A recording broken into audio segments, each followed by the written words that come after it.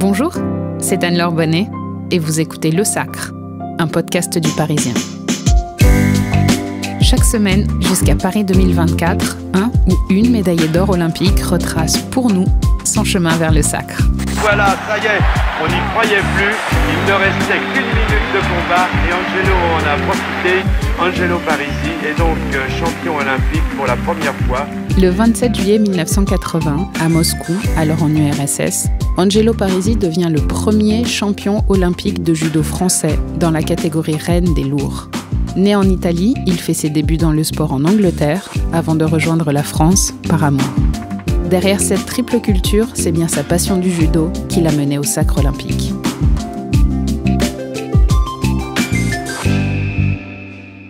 Angelo Parisi, bonjour. Bonjour. Elle est rangée où, votre médaille d'or ?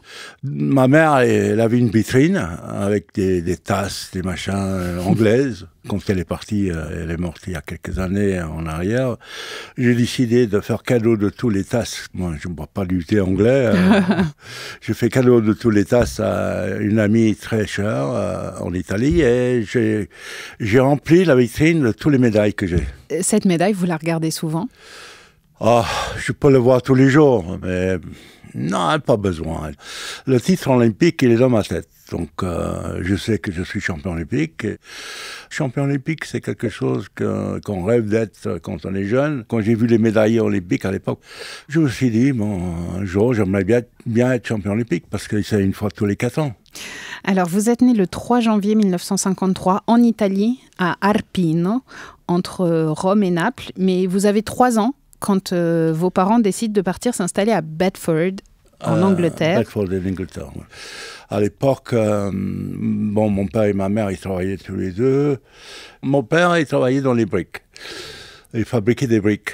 Après la guerre, évidemment, que les Anglais ont demandé...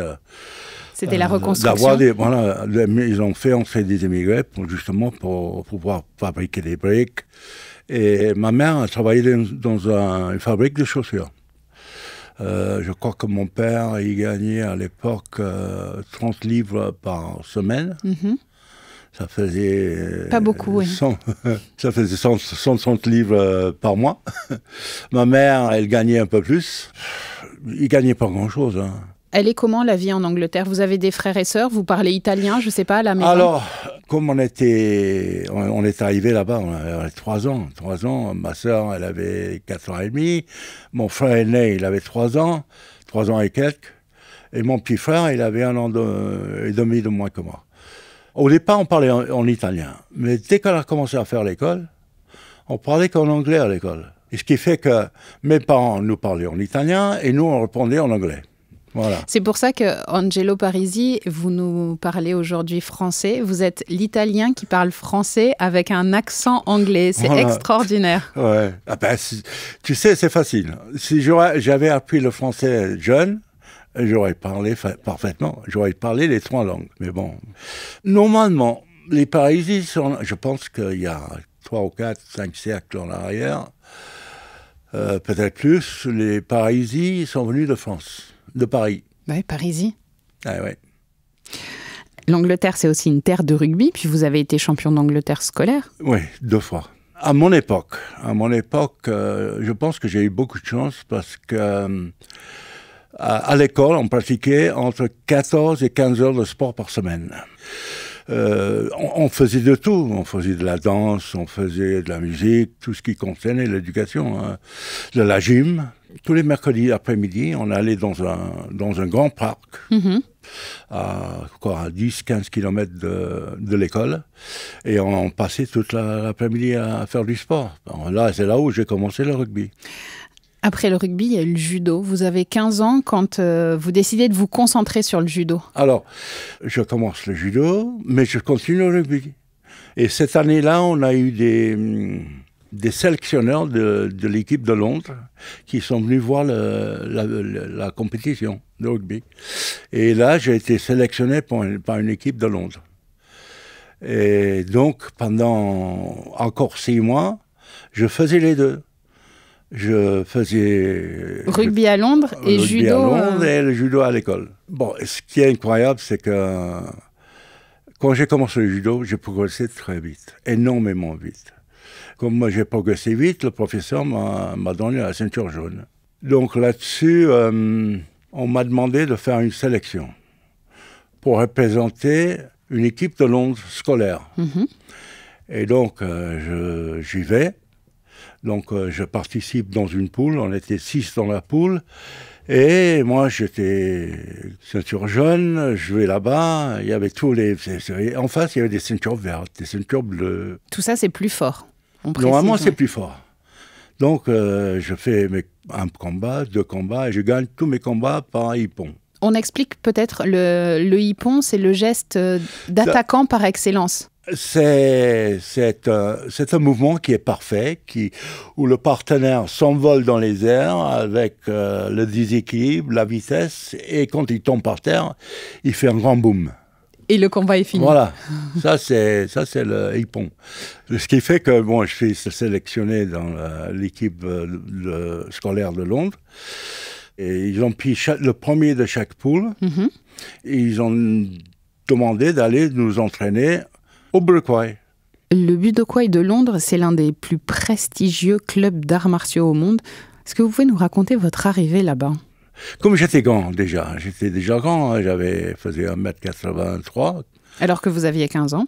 J'avais 15 ans, et je faisais 85 kilos. Tous les ceintures noires, ils m'ont massacré. Quand je suis sorti de là, je ne savais pas si j'allais retourner, honnêtement.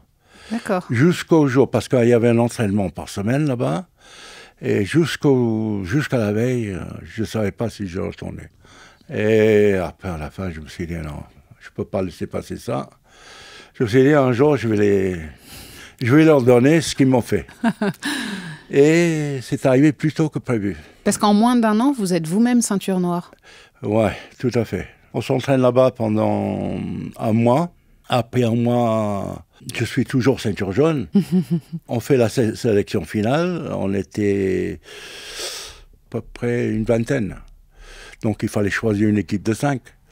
Et donc on se fait des rencontres. Et en finale, je fais match nul avec quelqu'un qui était bon, qui était ceinture marron, mais bien. Donc c'était dur pour le faire tomber. Ce qui fait que j'ai pas pu le faire tomber, il m'a pas fait tomber. Donc ils nous ont choisis tous les deux pour faire l'équipe, et après ils ont choisi les autres. Et 15 jours plus tard, on a fait le championnat d'Angleterre scolaire, et j'ai battu des ceintures noires. Et donc on est champion d'Angleterre scolaire. Quelques semaines plus tard, ils m'ont demandé de monter en grade. Je passe ma ceinture verte, je suis allé de jaune à verte, j'ai pas d'orange. Et donc, ils m'ont mis une ceinture bleue, ils m'ont mis une ceinture marron, et je les ai battus. Donc, ils m'ont donné la ceinture noire. À partir de ce moment-là, vous, tout ce qui compte, c'est le judo dans votre vie ? J'ai décidé à ce moment-là de faire que du judo. En rugby, j'étais un peu déçu parce que j'étais quelqu'un qui me donnait à fond. Quoi que je fasse, je me donne à fond. Et quand je voyais des feignants à côté qui faisaient la moitié de ce que je faisais, ça m'a plus donné envie d'être dans l'équipe. Donc il judo, fallait un sport individuel. Voilà, en judo, je pouvais que compter sur moi-même. Si je gagne, je gagne. Je perds, je perds. C'est ma faute, c'est personne d'autre. Vous vous imposez rapidement dans toutes les compétitions auxquelles vous participez. Vous êtes champion d'Angleterre junior, puis espoir, puis senior. Vous décrochez 3 titres de champion d'Europe de suite entre 72 et 74. En 1972, d'ailleurs, ce titre vous ouvre les portes des Jeux Olympiques de Munich. Il se déroule du 26 août au 11 septembre, mais vous n'êtes pas sélectionné dans votre catégorie, qui serait les moins de 93 kilos. C'est David Starbrook qui est choisi. Vous allez conquérir en toute catégorie. Qu'est-ce que ça vous fait ? Est-ce que c'est une faiblesse ? Non. Je pense que, de toute façon, faire les Jeux Olympiques en toute catégorie, ça ne me dérangeait pas. Même si vous étiez le plus léger, vous y alliez pour gagner ? Non, moi, pas un problème. Non, j'ai jamais eu peur de combattre. Nous sommes le jeudi 31 août 1972. Vous participez à vos premiers Jeux. Vous avez à peine 19 ans. Racontez-nous cette expérience. Donc, je vais là-bas et là-bas, il y a des grands. Ah oui, des grands. Des grands. Et J'ai gagné le premier combat, je gagne le deuxième, je gagne le troisième contre Rogers, un Canadien qui fait deuxième aux Jeux Olympiques de 64 à Tokyo. Et je le bats. Il faisait presque 2 mètres, il faisait 145, 150 kilos. Il faisait. Oui, à côté de vos 90 kilos à peu près à l'époque. Et là, après, je rencontre Brandani en finale de tableau. Jean-Claude Brandani, lui, il était grand. C'était un bon combattant français. Le combat commence, il a fait une attaque et je contre. Je fais un nagué, il tombe sur le dos. Et l'erreur que je fais, c'est que, comme il était sur moi, je me suis mis en défense. J'aurais dû me relever. Au lieu d'être par terre, j'aurais dû me relever. Et là, il a fait une technique au sol et il m'a fait un étranglement avec les jambes. Ça s'appelle sankaku. À l'époque, il y avait le système brésilien. C'est-à-dire, même si tu perdais, tu peux gagner. D'accord. Et donc, je vais de l'autre côté. De l'autre côté, je rencontre celui qui gagne en finale tableau de l'autre côté. Et vice-versa. Donc, Brandani rencontre celui qui fait deuxième de l'autre côté. Alors, je rencontre le russe Kuznetsov. Kuznetsov, c'était un monstre.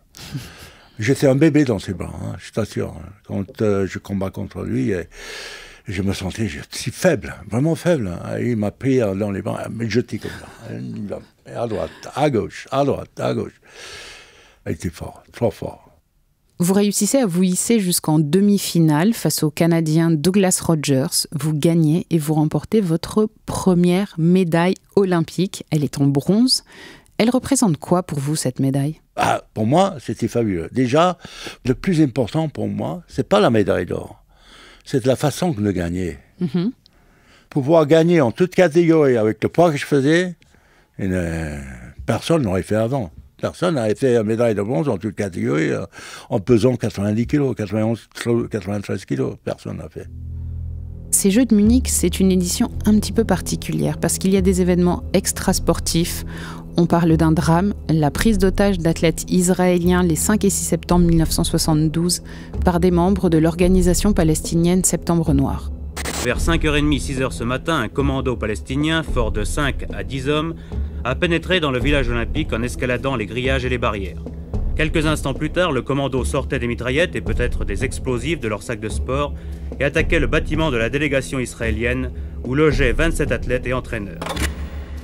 C'était un moment triste, vraiment triste. Je pense que pour tous les sportifs qui étaient là, parce qu'on l'a pris le lendemain, hein, on ne savait pas tout de suite. Le lendemain, on se lève et il y a le bâtiment entouré de policiers. Et là, on apprend que les terroristes, ils ont tué quelques-uns et ils ont pris en otage les Israéliens. Je pense que ça concernait tous les sportifs à ce moment-là. Et on voyait que tout le monde ils n'étaient pas bien. Normalement, les Jeux, c'est une fête. Donc, c'est une fête du sport. Les Jeux olympiques, c'est quelque chose de très grand. Et on ne pensait pas que ça allait arriver là. C'est une personne le pensait. Et c'est arrivé, voilà. Malheureusement, on avait affaire à des personnes qui, leur volonté était plus forte que le sport.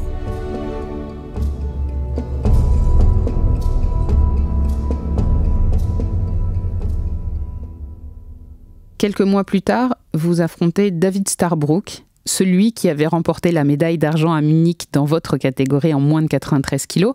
Vous l'affrontez lors d'un master. Et là, dans ma catégorie, et là, je gagne en finale contre Starbrook par ippon. C'est un peu une médaille olympique, ça. J'ai eu le plaisir de marquer un pion sur Starbrook pour montrer que j'aurais pu ramener la médaille d'or. L'année suivante, vous rencontrez Caroline lors d'un stage à Avignon. Elle est championne de judo, elle aussi. Elle va devenir votre première épouse. Elle aime pas trop le climat anglais, donc vous allez, changer de pays une nouvelle fois. Voilà, tout à fait. Le problème, moi, je travaillais. Je travaillais tous les jours, moi. Et je rentrais tard. Après, j'allais au judo. 3 fois par semaine, j'allais au judo. Après, je rentrais.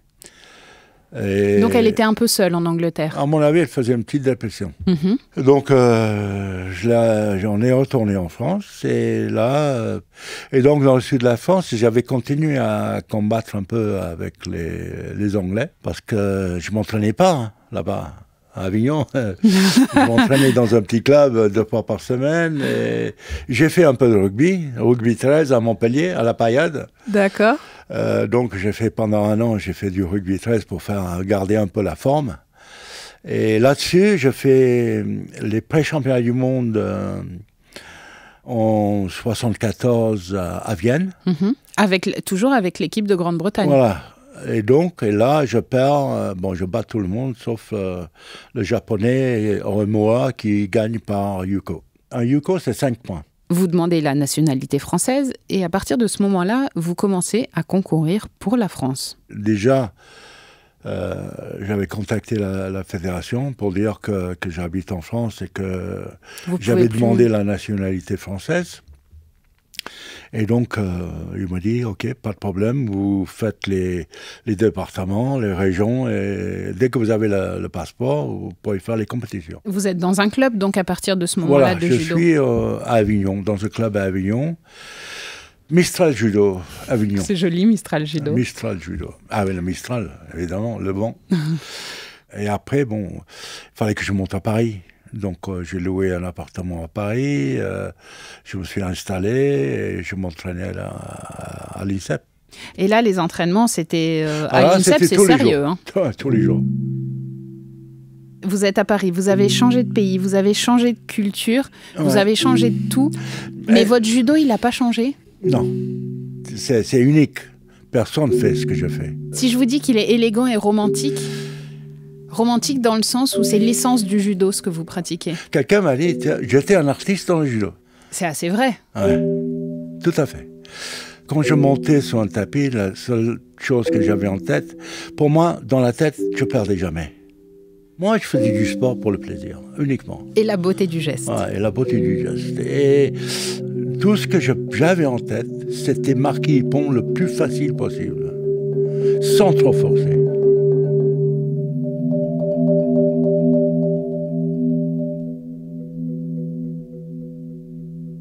On va revenir à votre arrivée en France. Les judokas français, ils vous ont accueilli comment? Parce qu'ils voyaient arriver un grand champion. Ah, il y en a qui m'ont... Je pense notamment Jean-Luc Rouget, il était dans votre catégorie. Je ne sais pas comment il a pris le fait que vous arriviez, que vous pouviez potentiellement prendre sa place. Oui, tout à fait. Mais bon, c'est comme ça. Les rivales, il y a des rivales.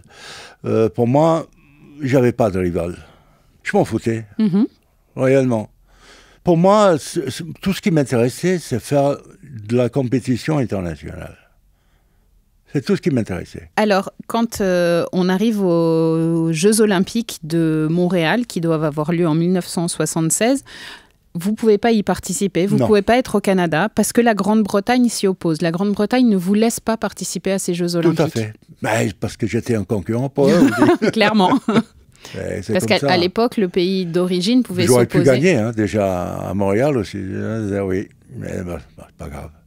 C'est pas important. Pour moi, ça entre dans la vie. Ça fait partie de la vie. Encore une fois, c'est une vision romantique de la vie. Oui, tout à fait. Dans la vie, il y a des choses qui sont magnifiques, qui t'arrivent, sont magnifiques. Il y a des choses...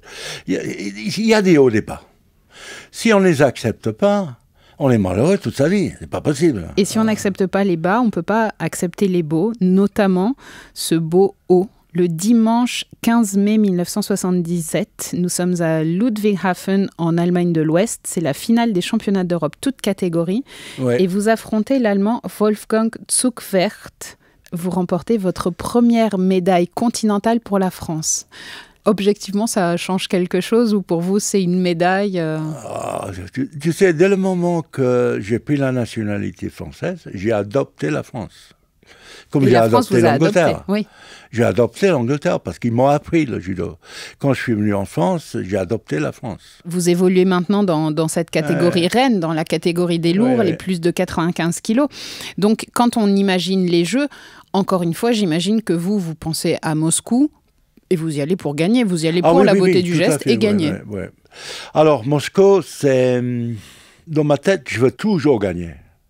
Parce que avant chaque championnat, avant chaque combat, je passe un film dans ma tête où je suis en train de gagner, avec une technique. Ce que je fais souvent, c'est que je regarde l'athlète en face, celui que je vais rencontrer, et je m'imagine en train de le combattre. La façon qu'il se déplace, la façon qu'il attaque, et ce qui me donne une idée de ce que je peux faire. Et dans ma tête, je me vois toujours gagner. Alors justement, on y vient à ces Jeux Olympiques. C'est les Jeux Olympiques de Moscou. On est en 1980, c'est encore l'ex-URSS. On est de l'autre côté du rideau de fer. Vous avez une triple culture. Vous avez une culture italienne, britannique, une culture française. L'ambiance, elle est différente. Vous êtes, si je peux me permettre, un gars de l'Ouest. Oui.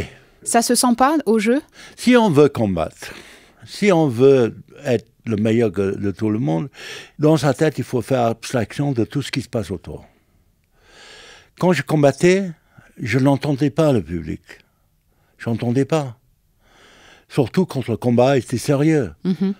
Si tu commences à dire, tiens, lui me dit ça, il n'y a même pas la peine de combattre. Quand on combat, c'est la concentration à 100%. Donc vous n'êtes pas allé vous promener dans les rues de Moscou? Non, on était loin du centre. Non, mais déjà pour sortir, c'était la croix et banner. Et contrôle, tu vas là. Contrôle. L'ex-URSS. Dimanche 27 juillet 1980, stade Lénine de Moscou. Racontez-nous cette journée. Donc on commence et donc on entre dans le stade plein. Le stade était plein. Magnifique. Oui. Un stade Lénine plein à craquer. Et donc, premier combat, je marque Hippon. Je marque Hippon à tout le monde, jusqu'à ce que j'arrive en finale.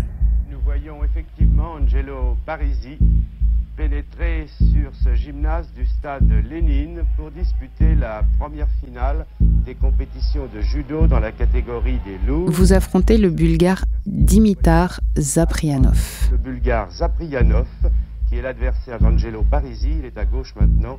Zaprianov est un dangereux adversaire pour le Français. Il faisait 1m90, 92 à peu près, à 145 kilos. Oui, je rappelle que vous en faisiez une centaine. 105. 105. Lui, on attaque, valait rien du tout. Rien du tout. On attaque, jamais j'étais en danger avec lui. Et par contre, le contre. Alors, le contre, lui, il cherchait que le contre.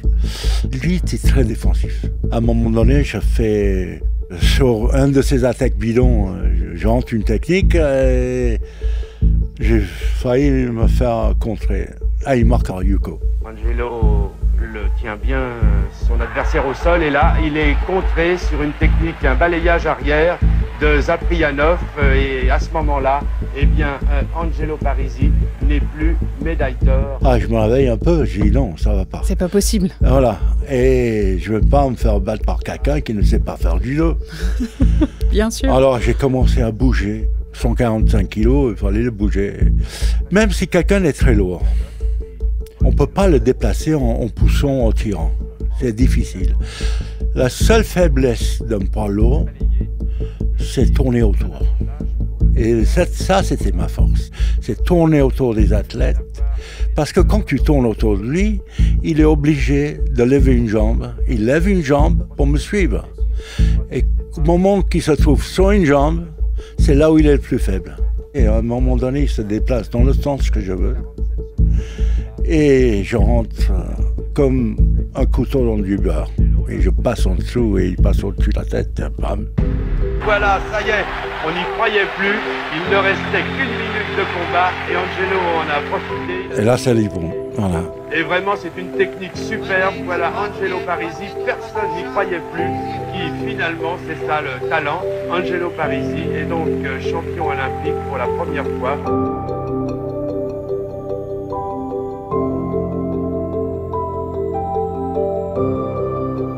D'un coup, toute la tension est descendue, je me suis vidé. Sur le coup, j'ai pas réalisé. Et après, le lendemain, j'ai réalisé, j'étais champion olympique. Cette médaille olympique remportée pour la France, ouais. Quand vous l'avez autour du cou et qu'il y a la Marseillaise, vous ressentez quelque chose de particulier? Bien sûr, je combats pour la France. La Marseillaise, c'est devenu mon pays. La France m'a fait du bien. m'a donné les possibilités de travailler, m'a donné la possibilité de m'entraîner fort pour devenir champion olympique. Je suis reconnaissant. Voilà. C'est la quête d'une vie, c'est le plus beau moment de votre carrière. Tout à fait. Ouais, champion olympique, c'est le but que je voulais atteindre et je l'ai atteint. Merci beaucoup, Angelo. Avec grand plaisir.